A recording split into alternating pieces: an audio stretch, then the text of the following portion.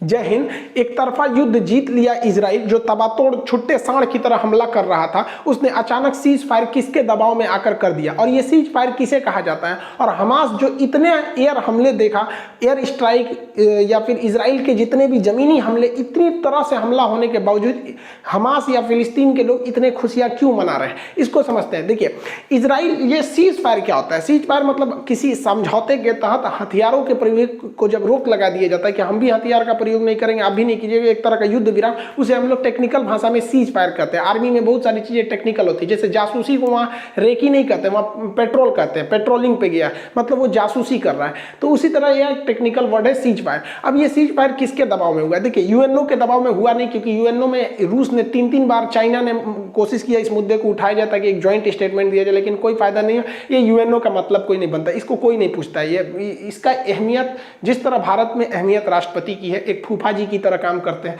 उसी तरह पूरी दुनिया में एक अहमियत यूएनओ की तरह है। एक्चुअली में उसके 5 वीटो पावर वाले ही इसे चलाते हैं।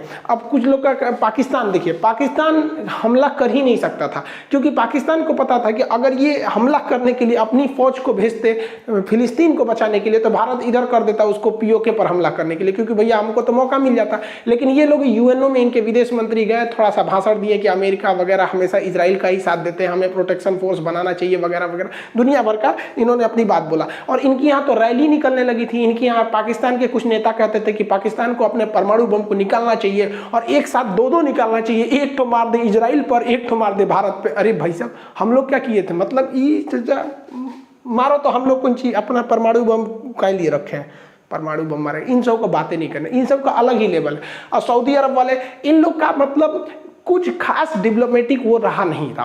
हालांकि ये अलग बात था कि दुनिया के कई सारे देश जो थे इजराइल पे दबाव बना रहे थे। इजराइल पर सबसे ज़्यादा दबाव काम किया तो 2 देशों का।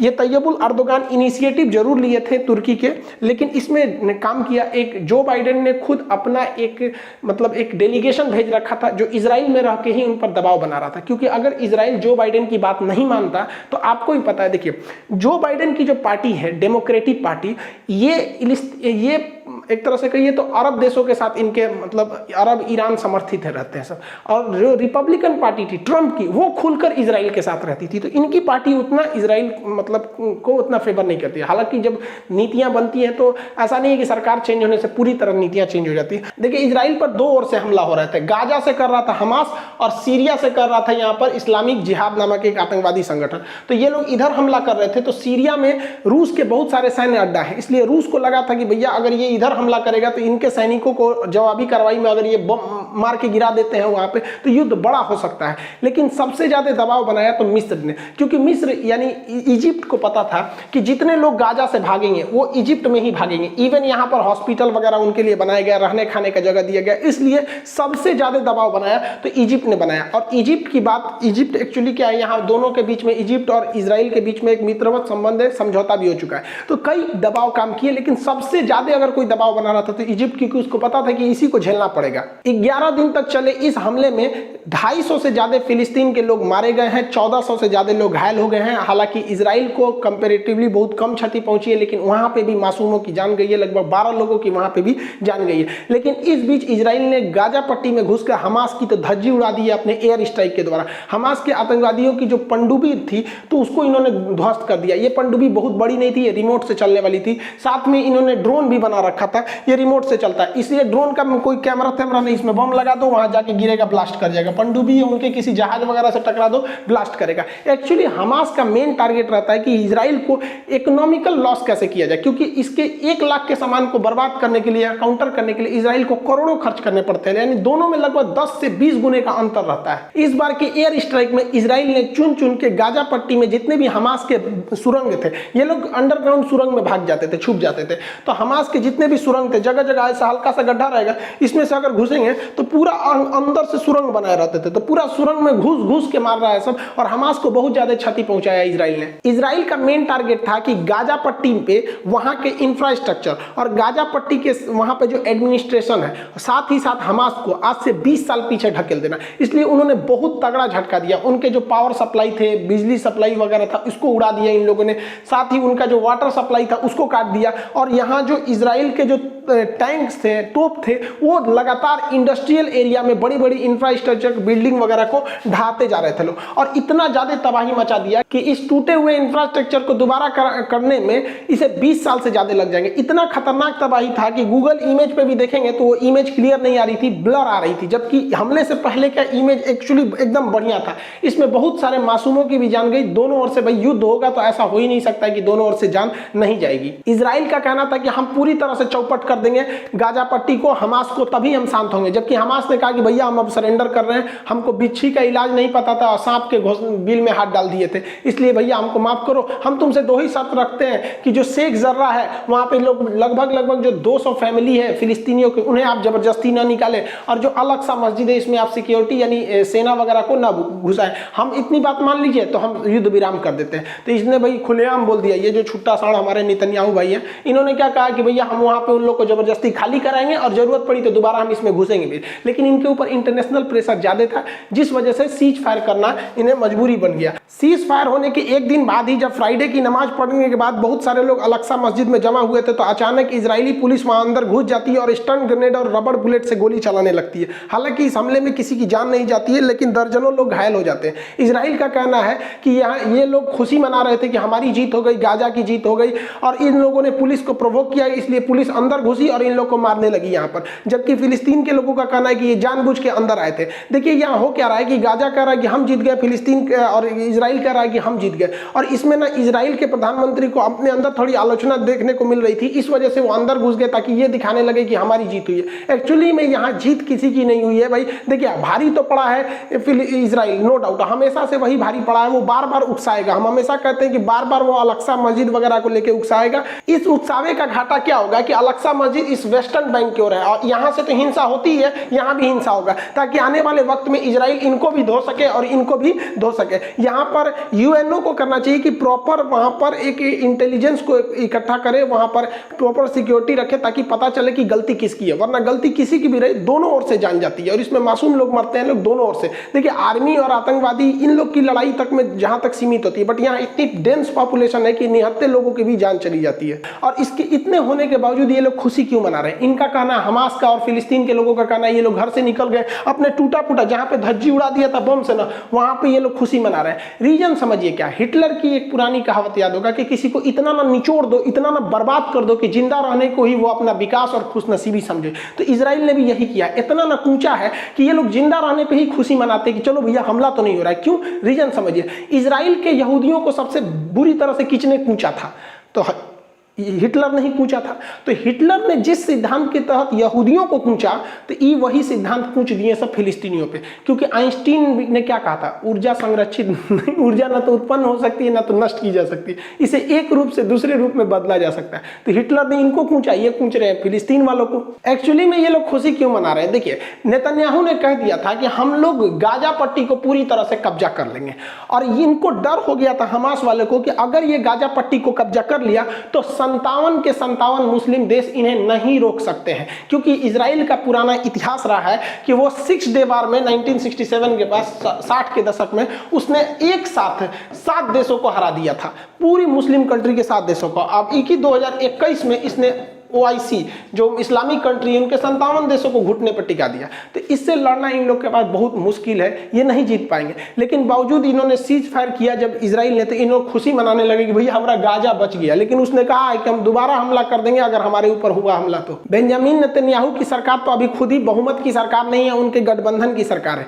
तो इस सीज फायर के फैसले के बाद इनके यहाँ राजनीतिक अस्थिरता देखी जा रही है। इनके गठबंधन के नेता कह रहे हैं कि आपने सीज फायर क्यों किया, हमास को पूरी तरह से क्यों नहीं दिया? क्योंकि आप हमेशा कहते थे कि हमारी सरकार आएगी तो हम हमास को उखाड़ फेंकेंगे, पिछले 10 साल से आपकी सरकार है और हमास इतने बड़े बड़े हमले करते जा रहा है, आपको सरकार से हटा देंगे। तो देखिए तत्कालीन इन्होंने जो नेतन्याहू पे है, पूरे इंटरनेशनल प्रेशर इतना ज्यादा था, इवन भारत जैसा देश में भी इजराइल के साथ में नहीं था। आप यूएनओ में भी देखे होंगे, हमारा स्पष्ट संदेश था कि हम 2 देश चाहते हैं कि इजराइल और फिलिस्तीन दोनों, और हम फिलिस्तीन के साथ खड़े हैं। India's strong support to the just Palestinian cause. तो इसमें इजराइल के ऊपर दबाव था यूएनओ से लेकर हर जगह, इसलिए इन्होंने मतलब सीज फायर किया। लेकिन देखिए तत्काल ये बेंजामिन नेतन्याहू के ऊपर राजनीतिक प्रेशर है, लेकिन जब चुनाव होगा तो जेन्युइन है कि बेंजामिन नेतन्याहू जीत जाएंगे, क्योंकि चुनाव के वक्त में अगर देश पर आक्रमण होता है तो ये वही पार्टी जीतती है जिस पार्टी के पास सरकार रहती है। आप दो एग्जाम्पल से समझिए, चीन में माओ त्से तुंग के खिलाफ सत्ता भड़क रही थी, मतलब वहां पर चीन में ना बगावत हो रही थी, इसलिए चीन ने तिब्बत पर हमला कर दिया, फिर भारत पर हमला कर दिया, तो वहां के लोग ऑटोमेटिक सरकार के साथ हो गए। हमारे साथ भी देखिए 2019 में पुलवामा में जब हमला हुआ तो बेतहाशा इंसान सरकार के साथ खड़ा हो गया। जितनी हमारी सरकार से गिले शिकवे थे, ऐसा नहीं होता है कि 100% कोई भी गवर्नमेंट किसी को खुश रख सकती है, तो थोड़े बहुत जो भी गिले शिकवे थे, तो पुलवामा अटैक के बाद सरकार से एक ही उम्मीद थी कि नहीं धो के आओ, और मोदी जी ने भी धो दिया, वहां पर बालाकोट स्ट्राइक वगैरह हुआ यहाँ पर। तो यही हो गया नेतन्याहू के साथ कि इलेक्शन में इनकी भी पार्टी को एक पॉलिटिकल बूस्ट जरूर मिलेगा, लेकिन अभी के वक्त में इनकी क्रिटिसाइज किया जा रहा है उन्हीं के देश में। इजराइल और चाइना दोनों एक ही रास्ते पे चलते हैं, ये दुनिया को कुछ दिखाते हैं, दुनिया उसे देखती है, लेकिन पर्दे के पीछे ये लोग कुछ और कर रहे होते हैं। आप ध्यान से समझिए, इन दोनों का हम चाल आपको बताते हैं। 1948 में फिलिस्तीन पर पूरी तरह से धावा बोल दिया इजराइल ने और पूरी तरह से अपना क्षेत्रफल विस्तार करना चालू किया। सेम उसी तरह चाइना ने तिब्बत को 1959 में कब्जा कर लिया। यहाँ पर दोनों साथ साथ देखते चलिएगा। फिलिस्तीन के बाद ये अगला नंबर किया गोलान की पहाड़ियों पर। गोलान जो सीरिया में है, इन पहाड़ियों को कब्जा कर लिया क्योंकि सेना की दृष्टि से वो जगह बहुत ही जबरदस्त था। उसी तरह चाइना ने ही क्या किया, तिब्बत पर कब्जा करने के बाद अक्साई चीन पर कब्जा कर लिया, क्योंकि अक्साई चीन जो है लद्दाख के ऊपर का एरिया है, ये ऊंचा है और स्ट्रेटेजिक सेना के रूप से महत्व है। दोनों सेम काम कर रहे हैं, आप देखते चलिए यहाँ पे। इसके बाद इसने जॉर्डन पर कब्जा कर लिया, क्योंकि जॉर्डन जो है वो पानी का क्षेत्र बहुत अच्छा था। यहाँ पर जॉर्डन वाला डेड सी वाला एरिया है, इस एरिया पर इसने जॉर्डन पर कब्जा कर लिया। चाइना ने ठीक उसी तरह आगे बढ़कर बहुत सारे द्वीपों का कब्जा कर लिया दक्षिणी चीन सागर में, क्योंकि इन दक्षिणी चीन सागर पर कब्जा कर लिया इन द्वीपों पर, क्योंकि यहाँ के देश छोटे छोटे थे, ये कुछ नहीं कर सके। ये दोनों देखिए सेम काम कर रहे हैं सर। इसके बाद इसने लेबनान, ऊपर लेबनान को पे धीरे धीरे जाके वहां पे भी उसके कुछ एरिया को इसने भी कब्जा कर लिया। इसने क्या किया, चाइना ने इस छोटे छोटे द्वीपों को हराने के बाद ऊपर में जापान के द्वीप के साथ इसने कब्जा कर लिया, उसके कुछ द्वीपों के साथ इसके विवाद होते हैं, अक्सर ये उलझता रहता है। आप देखेंगे अब चाइना की नजर है और इजराइल दोनों की नजर है कि हमें कैसे प्राकृतिक संसाधन, पेट्रोलियम, गैस, मछली, ये सब समुद्र से कैसे मिलेंगे। उसका जो तमार ऑयल फील्ड है, यहाँ बहुत बड़ा ऑयल का फील्ड है, यही नीति पे चल दिया चाइना ने। उसने दक्षिणी चीन सागर पर पूरा कब्जा करने बैठ गया है, क्योंकि दक्षिणी चीन सागर दुनिया का सबसे बड़ा समुद्र होने के साथ साथ यहाँ पर बहुत ही बड़ी मात्रा में पेट्रोलियम और गैस फील्ड को पाया जाता है। इन दोनों के युद्ध नीति में चार चीज बहुत तेज शामिल रहते हैं। सबसे पहले ये तब हमला करते हैं जब वर्ल्ड बिजी रहता है, जब दुनिया का ध्यान कहीं और भटका रहता है, तो ये लोग अटैक करके अपना क्षेत्रफल बढ़ा लेते हैं। दुनिया जैसे उभरी थी द्वितीय विश्व युद्ध से, सब शांति चाह रहे थे, इधर इन्होंने फिलिस्तीन पर विस्तार कर लिया। ठीक उसी तरह 1960-61 में अमेरिका और रूस युद्ध के कगार पर पहुंच गए थे। क्यूबन मिसाइल क्राइसिस, क्यूबा को लेकर पूरी दुनिया इंतजार कर रही थी, आज युद्ध हो जाएगा कि 2 घंटे बाद होगा कि कल होगा, इतना भयानक था। इसी का मौका देख के चाइना ने क्या कर लिया, धाए से 1959 में तिब्बत कब्जा कर लिया, 1962 में हमारे ऊपर हमला करके अक्साई चीन कब्जा कर लिया। पिछली बार जब लॉकडाउन लगा था तो चाइना ने क्या किया, हांगकांग पर नियम बना दिया कि यहाँ हांगकांग पे हमारी सरकार रहेगी, जो हम यहाँ पे डिप्यूट करेंगे। यहाँ कोरोना को देखकर देखिए पूरी दुनिया कोरोना के बीच में बिजी है, इजराइल कोरोना से निपट गया, शेख जर्रा, जेरूसलम और गाजा को इधर फाइल निपटा दिया। तो ये इनका पहला सिद्धांत है कि दुनिया का जब भी बिजी देखो हमला कर दो। इजराइल और फिलिस्तीन दोनों का जो सेकेंड चाल है उसे कहते हैं टू स्टेप अटैक। ये क्या होता है समझिए, ये लोग क्या करते हैं, आप ऐसे समझिए क्या, अगर हम किसी का 100 रुपया ले लें और सोचते हैं कि उसका 100 रुपया न लौटाए, तो उस इंसान को देख के भागना नहीं है, बल्कि जब वो इंसान मिले ना तो उल्टे उससे टोको, हमारा 5000 रुपया दो, 5000 दो। तो कहेगा कैसा 5000, हम कहेंगे 5000 दो, कैसा 5000 पे बात हो जाएगा, और जो हम पहले से पैसा लेके बैठे हैं वो लोग भूल जाएंगे। ये दोनों सेम काम कर रहे हैं, ध्यान दीजिए। अभी जो हुआ है वो जमीन को लेकर हुआ है, यहाँ पर वेस्टर्न बैंक पे शेख जर्रा पर। इजराइल ने कहा कि शेख जर्रा हम खाली करेंगे, शेख जर्रा हम खाली करेंगे, और इधर गाजा से हमला होने लगा यहाँ पर। तो ये जानबूझ के ऐसा काम करता है यहाँ हल्ला हो, और इसने क्या किया, तबातोड़ गाजा और हमास को थूर दिया। पूरी दुनिया का ध्यान चला गया गाजा पर, पूरी दुनिया गाजा को बचाने में लग गई कि भैया गाजा का तुम बाजा मत बजाओ, गाजा का बहुते बाजा बज गया। इजराइल ने कचर कचर के हमास को थूरा, कचर कचर के थूरा, क्योंकि इजराइल का ये 2 स्टेप है कि पहला स्टेप में किसी को कब्जा कर लो और दूसरा स्टेप पर और भयानक हमला करो कि पूरी दुनिया को सल्टाने में लग जाए, पिछवा वाला लोग भुला जाए। तो शेख जर्रा को कोई बतिए नहीं करे, शेख जर्रा के लोग करे ससुरा हमरो हाल चाल ले रहे। यहाँ पे यही करता है चाइना। चाइना ने तिब्बत पे कब्जा किया, ध्यान से समझिए, चाइना ने तिब्बत पे कब्जा किया 1959 में। और इस ससुरा चाइना को पता था कि भारत गुटनिरपेक्ष है, भारत इंसानियत पे चलता है, सही गलत के रास्ता को अच्छे से पहचानता है, भारत कभी ना कहीं भी आवाज उठाएगा। इसलिए ये ससुरा सेकंड स्टेप में चल दिया, कहां पर, लद्दाख पे, क्योंकि भारत अब तिब्बत का मैटर नहीं उठाएगा। अब तू कहेगा लद्दाख मेरा, लद्दाख तुम्हारा, लद्दाख मेरा, लद्दाख तुम्हारा, तिब्बत का मैटर चल जाएगा। यहां चाइना को लालच आ गया, उसने कहा कि तिब्बत अच्छा है, इससे भी अच्छा लद्दाख है, हम लद्दाख को नहीं छोड़ेंगे। तो चाइना को ये बात पता था कि अगर मैटर लद्दाख पे अटकेगा तो भारत कभी ना कभी इसे छोड़ा लेगा, इसलिए इसे अगले स्टेप में उलझाओ। इसलिए चाइना बार बार कहता है कि अरुणाचल प्रदेश मेरा है, अरुणाचल प्रदेश मेरा है, ताकि भारत के लोग कहें कैसा अरुणाचल प्रदेश, तू कहेगा मेरा है, हम कहेंगे मेरा है, हम कहेंगे मेरा है, कुल पंचायत अरुणाचल प्रदेश पे होगा, इसको लोग भूल जाएंगे। अजब हाल है। भारत सरकार को कहना चाहिए ससुरा बीजिंग हमारा है, तो बाप का नहीं है, क्योंकि यहाँ पे है चीन की दीवार। अब भारत सरकार को कहना चाहिए हमारे नक्शा के हिसाब से चीन की दीवार के उधर ना चाइना है, इधर तो है ये नहीं है। सोचिए आपको को कुत्ता की तरह बोलिए। इनका तीसरा प्लान जो होता है वो होता है फ्यूचर अटैक का फियर दिखाना, भविष्य में और भयानक हमला करने का डर दिखा देना। तो इजराइल गाजा को धोया और इतना धोया, उसके बाद कहता है कि अभी मेरा ग्रेटर इजराइल बनाना है, अभी हम मिस्र से जमीन छीनेंगे, जॉर्डन से छीनेंगे, कुवैत से, सऊदी अरब से, सीरिया से, लेबनान से, इन सब से छीनेंगे। मतलब ये क्या करता है, किसी मरे हुए को इतना भयानक मारो, इतना मारो और सबको दहशत फैला दो कि कोई मेरे खिलाफ आवाज उठाए तो यही होगा। फिल्म में क्या होता है, एक गुंडा आता है, किसी ठेला वाले को पकड़ेगा, किसी कमजोर को पकड़ेगा, भयानक मारेगा, सरेआम गोली मार देगा, कहेगा मेरे खिलाफ किसी ने आवाज उठाया तो सही यही होगा। मतलब वो एक को मार रहा है और 10 को डर दिखा रहा है। यही सेम नीति अपनाता है चाइना। यहां तो आपने इजराइल को देख लिया कि कब्जा किया, उसके बाद और डरा रहा है। इसने क्या किया, तिब्बत पर कब्जा किया। पहली बात तो तिब्बत पर कब्जे किया, उसने कहा कि तिब्बत अभी हथेली है, तिब्बत अभी हथेली है, अभी इसकी 5 उंगलियां और लाएंगे, 5 उंगलियां और लाएंगे।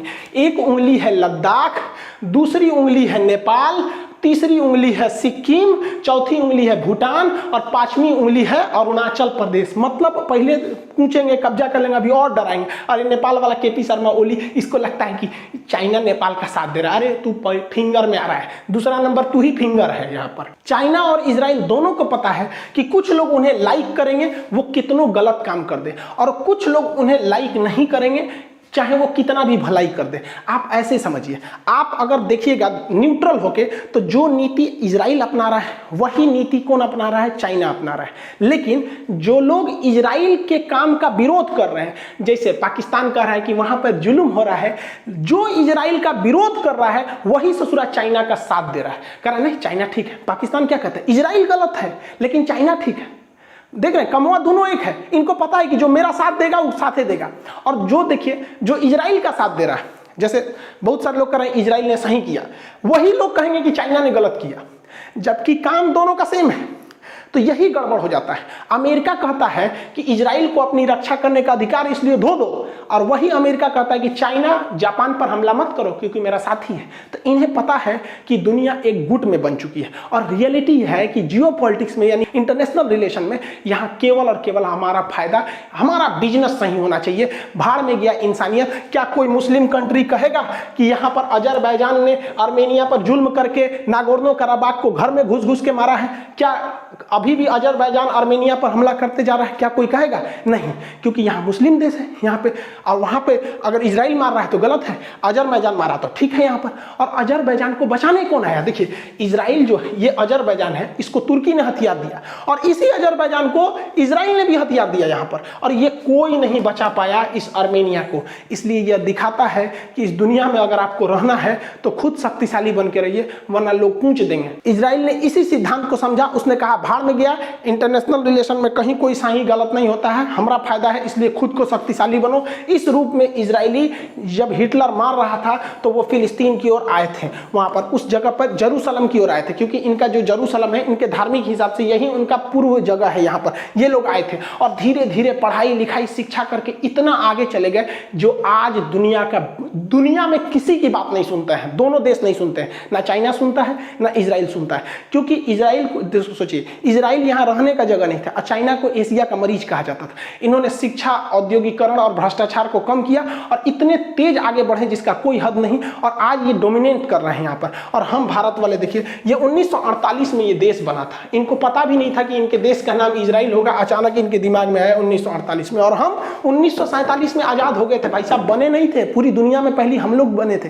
पूरी दुनिया की सबसे बेहतरीन औद्योगिक और नगरीय सभ्यता हमारी सिंधु सभ्यता थी, हमसे पुरानी मेसोपोटामिया थी लेकिन वो देहाती सभ्यता थी, ग्रामीण थी, और हम लोग सबसे शहरी सभ्यता थी। और आज 1947 से लेकर 2021 तक में आज देखिए ना, हम लोग, हमारा जियोपॉलिटिक्स, हमारे रिलेशन डिपेंड करते हैं कि हमें कौन चीज घटल है। हम रूस से दुश्मनी नहीं ले सकते हैं क्यों, हमें हथियार कौन देगा। हम अमेरिका से दुश्मनी नहीं ले सकते हैं, अपाची हेलीकॉप्टर कौन देगा। हम फ्रांस को खुश रखना चाहते हैं क्योंकि राफेल कौन देगा। हमारे देश में देखिए क्या सेंटीमेंट बन रहा है। 1861 में लॉर्ड मैकाले ने हमारी शिक्षा व्यवस्था को इस कदर बर्बाद किया कि हम लोग को इस तरह से ढाला कि हम वो देख ही नहीं सकते हैं जो हमारे सामने छुपाया जाता है। बस वही चीज देखा, हम लोग खुश होते हैं, राफेल आया, राफेल आया। अरे आपने सोचा हमारे 47 में आजादी के बाद जो देश बना वो कितना आगे निकल गया। हमें रडार खरीदना है तो इजराइल से, हम लोग अपनी रक्षा जरूरतों को दूसरे देश पर डिपेंड होता है। लेकिन हम और आपके अपने आप से सवाल पूछ सकते हैं कि आज के वक्त में भी जब गलवान में चाइना घुस जाता है तो कोरोना के बीच में राजनाथ सिंह चले जाते हैं रूस में, कहते हैं कि MiG-21 दे दीजिएगा। भारत फोन लगाता है रूस के पास कि S-400 मिसाइल दे दीजिएगा, जबकि इजराइल को देखिए आयरन डोम से धो देता है दिवाली की रॉकेट की तरह। लेकिन हम लोग क्या करेंगे भाई साहब, अजीब स्थिति में हम लोग हैं। मतलब इजराइल को देखिए हर चीज में डिपेंडेंट है, उसके हथियार, उसके यहाँ पर एयर डिफेंस सिस्टम, उसका टैंक, हेलीकॉप्टर, कमांडो, हर चीज एकदम खतरनाक है। और हम लोग अभी भी मतलब क्या डिपेंडेंट है। हमारी सेना जो है ना वो लड़ती है तो अपनी बहादुरी से, वरना हथियार तो विदेशी है वहां पर। अगर हमारे हथियार आ जाए और हम डिपेंडेंट हो जाए तो पूरी दुनिया में जो चाइना कहता है ना, अक्साई चीन मेरा है, अरुणाचल प्रदेश मेरा है, और POK पाकिस्तान कहता है मेरा है, बस हमारे हथियार वो हो जाए, वरना हमारे फौजियों का जो हौसला है वो बेचारे हथियार से कहाँ लड़ते हैं, अपने कलेजा जिगर के दम पर वो लड़ते हैं। वरना हथियार तो उनको पता है विदेश वाला है, सप्लाई रोक दिया तो क्या करेंगे। आज हर मायने में इजराइल डेवलप हो गया, चाहे वो एनर्जी सेक्टर में हो या फिर वो किसी भी एग्रीकल्चर में हो, इंटरनेशनल रिलेशन में, कोई उस पर दबाव काम नहीं कर रहा है। और हम लोग के ऊपर आज भी विदेशी लोग का दबाव रहता है क्योंकि हमें डिपेंड ही नहीं है। चाइना से इतना हमला हुआ लेकिन हम चाइना से सामान नहीं रोक पाए। हमारे यहाँ एक ही चीज में डिपेंडेंसी है, नेतागिरी में। कोई नेता विदेश से नहीं जाता है सलाह लेने, हमको चुनाव जीतने में मदद कीजिए। ये लोग आत्मनिर्भर है, यही इसी में तो डेवलपमेंट हुआ है। सोच रहे यहाँ पर कभी सोचे कि हम लोगों ने चुनाव कराने के लिए बैलेट अमेरिका से मंगाए हैं, पर्चा मंगाए हैं जापान से, ये सब यहीं पे बनेगा, पर्चा साटने के लिए, झंडा लड़ाने के लिए, ऐसे ऐसे ये सब टेक्निक। और इजराइल डेवलप होता गया। हम लोग क्या है कि हम लोग की जो शिक्षा व्यवस्था को लॉर्ड मैकाले ने इस तरह से चौपट किया ना कि हम लोग को मतलब सही गलत क्या, मतलब जहां जो मैटर हुआ, जैसे इजराइल फिलिस्तीन में हुआ, सब लोग देखने लगे इजराइल गलत है फिलिस्तीन, भैया इसका अन्य जगह पे क्या इफेक्ट पड़ेगा। और रियल में देखिए, अगर हम लोग आत्मनिर्भर होते तो बहुत से जगह पे हम लोग को अपना सर झुका के रहना पड़ता है क्योंकि कहीं वो नाराज ना हो जाए। और इजराइल जैसा छोटा देश पूरी दुनिया को ललकार के कहता है कि मैं घूस के मारेंगे ओके घर में। इजराइल कितना छोटा है, आप अंदाजा लगाइए कि इजराइल की जो जनसंख्या है, नेट पे सर्च करिएगा, इजराइल की जनसंख्या 9 मिलियन है और उससे ज्यादा हमारे सब्सक्राइबर हैं सब। सोचिए नेतन्याहू भाई, इनको क्या कहें हम यहाँ पर, बताइए। इतना छोटा देश इतना ज्यादा डेवलप है। ये डेवलप इसीलिए है क्योंकि इन्हें अपनी कमी का एहसास है और उसे सुधारते भी हैं। और हम लोग के साथ प्रॉब्लम क्या, अगर कोई कह दिया ना कि हम लोग में थोड़ा डेवलपमेंट पीछे, तो लोग कहते हैं सोचा क्या, कैसे बात करता, हम कहाँ पीछे हैं, हम इससे आगे, उससे। अजीब हाल है यार। आप खुद को सुधारिए, सही और गलत को पहचानिए। हम क्या है कि भाई हम कुछ जो रियलिटी हम बोल देते हैं। अब कुछ फिलिस्तीन के समर्थक हैं, उन्हें वो सोचते हैं कि हम सर फिलिस्तीन के बारे में बोलेंगे, और जो इजराइल के मूड में बनाए हैं उनको लगता है कि हम इजराइल का, भैया जो रियलिटी हम वही बताते हैं। इसी चक्कर में सोच रहा, हमारे ऊपर 2019 में ना 8 गो बम मारे था हमारे ऊपर, भयानक वाला। लेकिन हम भी क्या अपने नेतन्याहू से कम है क्या, ये भी 9 मिलियन जनसंख्या को संभालते हैं। हम भी 9 मिलियन सब्सक्राइबर को संभालते हैं, हम भी ना हटने वाले हैं। आई होप आप इजराइल फिलिस्तीन के इस कॉन्फ्लिक्ट को समझ रहे होंगे। और इस बार के एग्जाम के प्रोस्पेक्टिव पे अगर देखेंगे तो ये इतना लंबा हो गया है कि इसे किसी भी पीसीएस या फिर यूपीएससी में आपको मेंस एग्जाम में लिखने को दे सकता है। और इसमें 3 चीजें और आपको समझना पड़ेगा। एक, आयरन डोम सिस्टम कैसे काम करता है। देखिए, आयरन डोम सबसे छोटा सिस्टम है, वो हमास जैसे आतंकवादियों के लिए ठीक है। भारत को आयरन डोम मिला, आयरन डोम रिजेक्ट कर लिया। वही आयरन डोम से भी ज्यादा खतरनाक है स्पाइडर एसआर, उससे तगड़ा स्पाइडर एमआर, उससे तगड़ा है कि डेविड स्लिंग, उससे भी भयानक है एरो 2, उससे खतरनाक है एरो 3, उससे खतरनाक है बैलिस्टिक सिस्टम। बहुत ज्यादा उसके कई लेयर में सिक्योरिटी है, इसको समझना जरूरी है, उसको भी समझा देंगे। दूसरा कि ये जो यहूदी हैं और जो मुस्लिम हैं, इनकी कुछ चीजें कॉमन मैच करती है। जैसे यहूदी हो गए, ईसाई हो गए और मुस्लिम हो गए, ये तीनों इब्राहिम को मानते हैं। इसलिए आप देखे होंगे इजराइल और अरब के बीच में जो समझौता हुआ था उसका नाम भी था इब्राहिम अकॉर्ड। तो एक इसको समझना जरूरी है, क्योंकि यहां पर जो अल-अक्सा मस्जिद है, देखिए ये अल-अक्सा मस्जिद है और ये डोम ऑफ रॉक है। अब ये जो कहते हैं ये वेस्टर्न वॉल है। इजराइल कहता है कि भैया हम यहां पर, ये मेरी मंदिर थी, मतलब इनका जो सोलोमन टेम्पल था। तो सोलोमन को इजराइल वाले भी कहते हैं और मुसलमान भी कहते हैं कि सुलेमान। तो मुसलमान उन्हें सुलेमान अलैहिस्सलाम कहते हैं, ये उन्हें कहते हैं सोलोमन टेम्पल कहते हैं। अब इनमें काफी विवाद है। तो अल-अक्सा के बारे में पढ़ेंगे कि भैया ये क्यों इतना फेमस हो गया। आयरन डोम के बारे में और थोड़ा इनके पुराने एंसेस्टर्स के बारे में हम लोग समझेंगे। आई होप आप इसे समझे होंगे। मिलेंगे नेक्स्ट क्लास में। जय हिंद।